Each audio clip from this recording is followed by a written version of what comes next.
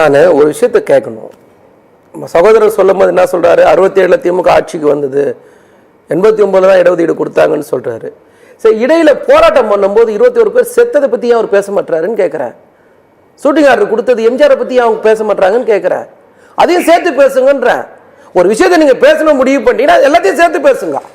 இடஒதுக்கீடு கொடுத்த தலைவர் கலைஞரை வந்து நீங்கள் குறை சொல்லணும்னு முடிவு பண்ணுறீங்க. ஆனால் சுட்டவரை பேசவே மாட்டீங்க. அந்த 21 குடும்பத்துக்கு வந்து நிதி கொடுத்தது நாங்க, மணிமண்டபம் கட்டினது நாங்க, அவங்களுக்கு வந்து அரசு வேலை வாய்ப்பு கொடுத்தது நாங்க. அதை பத்தி ஏன் பேசவே மாட்டீங்க? அதையும் சேர்த்து பேசுங்கன்னு நான் சொல்றேன். ரெண்டாவது, இடஒதுக்கீடை பொறுத்த வரைக்கும் பாஜக எந்த உடன்பாடு இல்லை அப்படின்னு ஒரு பேசுறாரு. எங்க 10 லட்ச ரூபாய் ஏழை இடஒதுக்கீடு கொடுத்தாங்க பாஜக. நாங்க பாஜக கட்சியை பேசல, இந்த ஒன்றியத்தை ஆள்ற ஒன்றிய அரசு பத்தி நான் கேட்கிறோம். அவர் அந்த ஒன்றிய அரசு பத்தி பேசவே மாட்டாரு. மேடையில் கொள்கையில் இல்லை, அப்புறம் எதுக்கு அந்த மேடையில் பிஜேபி ஏத்துனாங்க?